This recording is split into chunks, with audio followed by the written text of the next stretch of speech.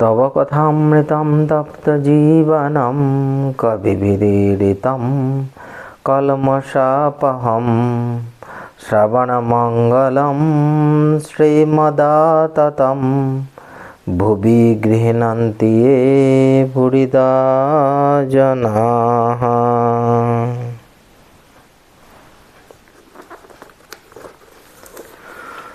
তোমার কথামৃত তাপদগ্ধ জনগণের জীবনস্বরূপ মুনিগণ কর্তৃক কীর্তিত পাপসমূহের বিনাশক, শ্রবণ মাত্রই মঙ্গলপ্রদ ও সকল সম্পদের আকর।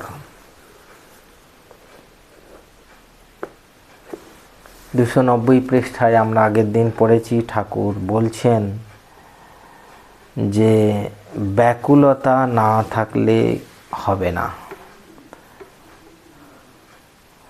বলছেন ব্যাকুলতা থাকলেই হলো।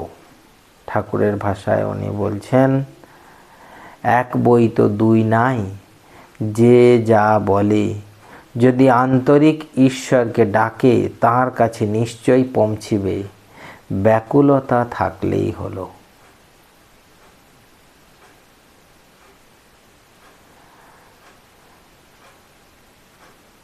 ঠাকুর বলছেন, আচ্ছা, বলরামের পিতাকে দেখে বলছেন, তিনি জপ করছেন, নিঃশব্দে জপ করে যাচ্ছেন। বলছেন, আচ্ছা, এরা এত জপ করে, এত তীর্থ করেছে, তবু এরকম কেন? যেন 18 মাসে বৎসর। হরিশকে বললুম, কাশি যাওয়া কি দরকার যদি ব্যাকুলতা না থাকে? ব্যাকুলতা থাকলে এখানেই কাশি, ব্যাকুলতা থাকতে হবে। ঠাকুর এটার উপরে খুব জোর দিয়েছেন। এত তীর্থ, এত জপ করে হয় না কেন? ব্যাকুলতা নাই। ব্যাকুল হয়ে তাকে ডাকলে তিনি দেখা দেন।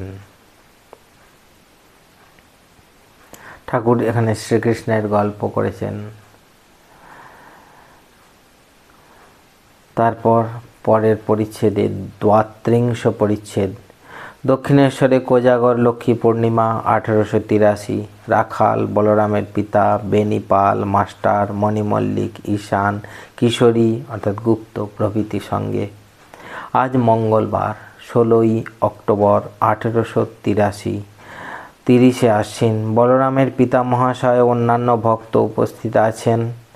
বলরামের পিতা পরম বৈষ্ণব, হাতে হরিনামের মালা সর্বদা জপ করেন। গোড়া বৈষ্ণবেরা অন্যান্য সম্প্রদায়ের লোকদের তত পছন্দ করেন না।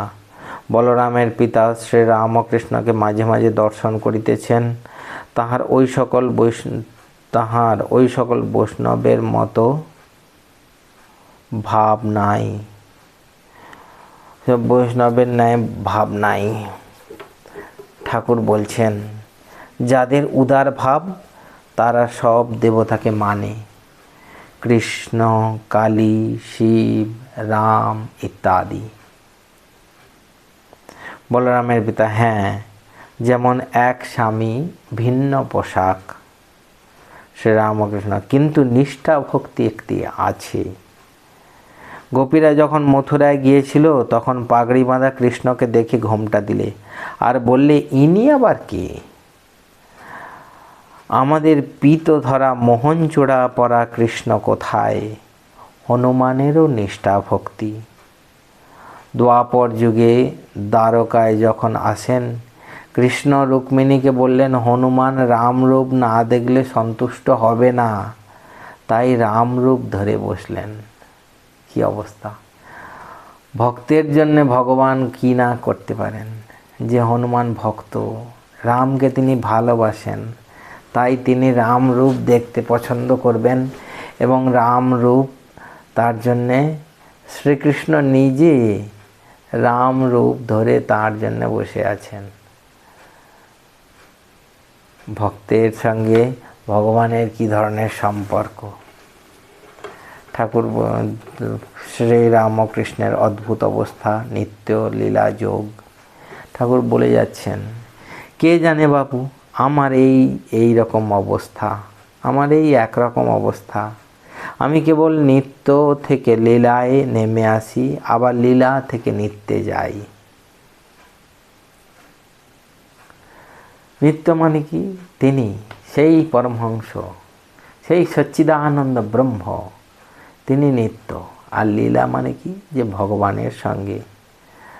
ভগবানের সঙ্গে ভক্তের যে রস আস্বাদন, যে ভক্ত নিয়ে থাকা, মানে দুই, যেখানে দুই দুই ভাব মানে দ্বৈত ভাব এসে যাচ্ছে, সেখানেই তার লীলা। তিনি যেন সেই সচ্চিদানন্দই যেন নেমে এসে লীলা করছেন। ঠাকুর বলছেন, নিত্য, আমি কেবল নিত্য থেকে লীলায় নেমে আসি, আবার লীলা থেকে নিত্যে যাই। নিত্যে পৌঁছনোর নাম ব্রহ্মজ্ঞান। এই যে বলে দিয়েছে, নিত্যে পৌঁছনোর নাম ব্রহ্মজ্ঞান, বড় কঠিন। একেবারে বিষয় বুদ্ধি না গেলে হয় না। হিমালয়ের ঘরে যখন ভগবতী জন্মগ্রহণ করলেন, তখন পিতাকে নানা রূপে দর্শন দিলেন। দেবী ভাগবতে আছে। হিমালয় বললেন, মা, আমি ব্রহ্ম দর্শন করতে ইচ্ছা করি। তখন ভগবতী বলছেন, পিতা যদি তা ইচ্ছা করেন, তাহলে আপনার সাধু সঙ্গ করতে হবে। সংসার থেকে তফাৎ হয়ে নির্জনে মাঝে মাঝে সাধু সঙ্গ করবেন। ঠাকুর বলছেন, সেই এক থেকেই অনেক হয়েছে, নিত্য থেকেই লীলা। এক অবস্থায় অনেক চলে যায়, আবার একও চলে যায়। কেননা এক থাকলেই দুই। তিনি যে উপমা রহিত, উপমা দিয়ে বুঝাবার জো নাই। অন্ধকার ও আলোর মধ্যে আমরা যে আলো দেখি, সে আলো নয়, এ জড় আলো নয়। আবার যখন তিনি অবস্থা বদলে দেন, যখন লীলাতে মন নামিয়ে আনেন, তখন দেখি ঈশ্বর, মায়া, জীব জগৎ তিনি সব হয়ে রয়েছেন। ঈশ্বর কর্তা, তুমি ও তোমার। আবার কখনো তিনি দেখান, তিনি সমস্ত জীব জগৎ করেছেন, যেমন বাবু আর তার বাগান। তিনি কর্তা, আর তাঁরই এ সমস্ত জীব জগৎ, এটির নাম জ্ঞান। আর আমি কর্তা, আমি গুরু, আমি বাবা, এরই নাম অজ্ঞান। আর আমার এই সমস্ত গৃহ পরিবার ধন জন, এরই নাম অজ্ঞান। বলরামের পিতা, আজ্ঞা হাঁ। শ্রীরামকৃষ্ণ, যতদিন না তুমি কর্তা এই বোধ হয়, ততদিন ফিরে ফিরে আসতে হবে, আবার জন্ম হবে। তুমি কর্তা বোধ হলে আর পুনর্জন্ম হবে না। এই যে আমি কিছু নয়, সব তুমি। তুমি কর্তা, আমি কিছু নয়। আমরা যখন দাস ভাব নিই, তুমি প্রভু, আমি দাস, এই হচ্ছে যে তুমি কর্তা। এই তুমি কর্তা হলে তখন আর পুনর্জন্ম হয় না। এটা যখন বোধে বোধ হয়, যতক্ষণ না তুহু তুহু করবে, ততক্ষণ ছাড়বে না। গতায়াত পুনর্জন্ম হবেই, মুক্তি হবে না। আর আমার আমার বললেই বা কি হবে? বাবুর সরকার বলে, এটা আমাদের বাগান, আমাদের খাট, কেদারা। কিন্তু বাবু যখন তাড়িয়ে দেয়, তার নিজের আম কাঠের সিন্দুকটা নিয়ে যাবার ক্ষমতা থাকে না। এখানে দুটো ফুটনোট আমরা ছেড়ে এসেছি। আমরা যে আলো দেখি, সে আলো নয়, এ জড় আলো নয়। তো এখানে ফুটনোট দিয়েছে, সে মুণ্ডকোপনিষদ থেকে ফুটনোট দেওয়া আছে। কি বলছে? তচ্ছুভ্রং জ্যোতিষাং জ্যোতিস্তৎ যদাত্মবিদো বিদুহু। বলছে তিনি শুদ্ধ এবং তেজময় পদার্থ সমূহেরও অবভাষক।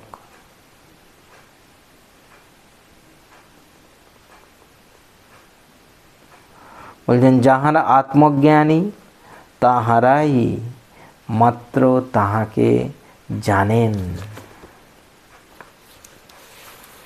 আর একটা বলেছেন না, যে তখন দেখি ঈশ্বর, মায়া, জীব জগৎ তিনি সব হয়েছেন। এটা শ্বেতাশ্বতর উপনিষদে আছে।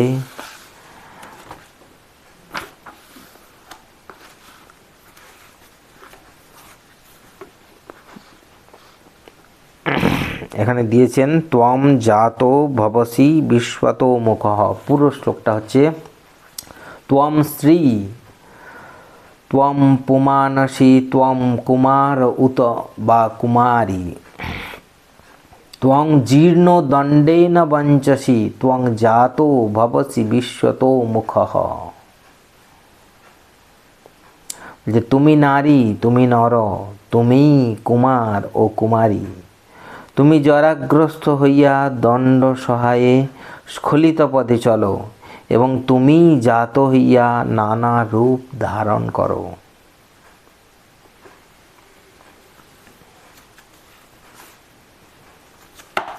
এই দুটো পূর্ণটা আমরা দেখলাম। তারপরের অংশ কি বলছে? আমি আর আমার সত্যকে আবরণ করে রেখেছে, জানতে দেয় না। এই আমি আমার বোধ, অহংকার। ঠাকুর বারবার বলেছেন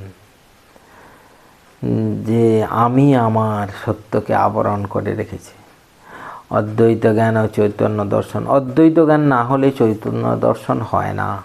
চৈতন্য দর্শন হলে তবে নিত্যানন্দ। পরমহংস অবস্থায় এই নিত্যানন্দ। বেদান্ত মতে অবতার নাই, সে মতে চৈতন্যদেব অদ্বৈতের একটি ফুট। চৈতন্য দর্শন কিরূপ? একবার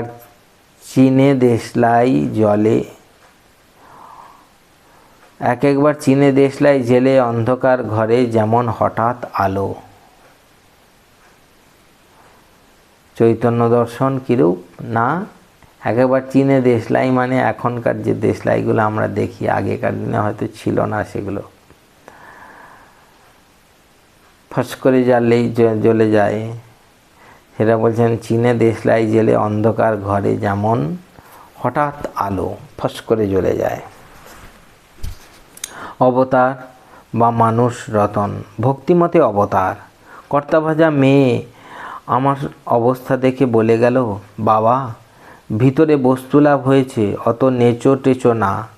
আঙুর ফল তুলোর উপর যতন করে রাখতে হয়। পেটের ছেলে হলে শাশুড়ি ক্রমে ক্রমে খাটতে দেয় না। ভগবান দর্শনের লক্ষণ ক্রমে কর্ম ত্যাগ হয়। এই মানুষের ভিতর মানুষ রতন আছে, জানে না, চিনতে পারে না। আমার খাওয়ার সময় সে বলতো, বাবা তুমি খাচ্ছ না কারুকে খাওয়াচ্ছ? এই আমি জ্ঞানই আবরণ করে রেখেছে। নরেন্দ্র বলেছিল, এ আমি যত যাবে তার আমি তত আসবে। কেদার বলে, কুম্ভের ভিতরের মাটি যতখানি থাকবে ততখানি এদিকে জল কমবে। কৃষ্ণ অর্জুনকে বলেছিলেন, ভাই অষ্টসিদ্ধির একটা সিদ্ধি থাকলে আমায় পাবে না। একটু শক্তি হতে পারে, গুটিকা সিদ্ধি, ঝাড়ানো, ফোঁকানো, ঔষধ দেওয়া, ব্রহ্মচারী, তবে লোকের একটু উপকার হয়, মানে ওই পর্যন্ত হতে পারবে। কিন্তু অষ্টসিদ্ধির একটা সিদ্ধি থাকলে ওইটুকু হতে পারবে, যে ওই ওষুধ দেওয়া ব্রহ্মচারী হতে পারবে, তাতে লোকের উপকার হবে ঠিকই, কিন্তু ভগবান লাভ বা আমাকে দর্শন করতে পারবে না, ভগবান বলছেন। তাই মার কাছে আমি কেবল শুদ্ধা ভক্তি চেয়েছিলাম, সিদ্ধাই চাই নাই, ঠাকুর বলছেন। বলরামের পিতা বেনিপাল মাস্টার মণিমল্লিক প্রভৃতিকে এই কথা বলিতে বলিতে শ্রীরামকৃষ্ণ সমাধিস্থ হইলেন। বাহ্যশূন্য চিত্রার্পিতের ন্যায় বসিয়া আছেন। সমাধিভঙ্গের পর শ্রীরামকৃষ্ণ গান গাহিতেছেন, হলাম যার জন্য পাগল তারে কই পেলাম সই। এবার শ্রীযুক্ত রামলালকে গান গাহিতে বলিতেছেন। তিনি গাহিতেছেন প্রথমেই, গৌরাঙ্গ সন্ন্যাস কি দেখিলাম রে কেশব ভারতীর কুটিরে, অপরূপ জ্যোতি শ্রী গৌরাঙ্গ মূরতি, দু নয়নে প্রেম বহে শতধারে, গৌরমত্ত মাতঙ্গের ন্যায় প্রেমাবেশে নাচে গায়ে, কভু ধরাতে লোটায় নয়ন জলে ভাসে রে। কাঁদে আর বলে হরি, স্বর্গমর্ত ভেদ করি সিংহ রবে রে। আবার দন্তে তৃণলয়ে কৃতাঞ্জলি হয়ে, দাস্য মুক্তি যাচেন দ্বারে দ্বারে। চৈতন্যদেবের এই পাগল প্রেমোন্মাদ অবস্থা বর্ণনার পর ঠাকুরের ইঙ্গিতে রামলাল আবার গোপীদের উন্মাদ অবস্থা গাহিতেছেন। ধরো না রথচক্র, রথ কি চক্রে চলে? যে চক্রের চক্রী হরি, যার চক্রে জগৎ চলে। গান। নব নিরদ বরণ কিসে গণ্য শ্যাম চাঁদ রূপ হেরে, করেতে বাঁশি অধরে হাসি রূপে ভুবন আলো করে। কি সুন্দর পরিবেশ। রামলাল গাইছেন, তার সঙ্গে ঠাকুর আছেন, সবাই বসে আছে। আজ আমাদের এই পর্যন্ত। আবার পরের দিন ত্রয়ত্রিংশ পরিচ্ছেদ। ওম নিরঞ্জনং নিত্যমনন্তরূপং ভক্তানুকম্পাধৃতবিগ্রহং বৈ ঈশাবতারং পরমেশমিদ্যং তং রামকৃষ্ণং শিরসা নমামঃ। ওম শান্তি শান্তি শান্তি। হরি ওম তৎসৎ। শ্রীরামকৃষ্ণার্পণমস্তু।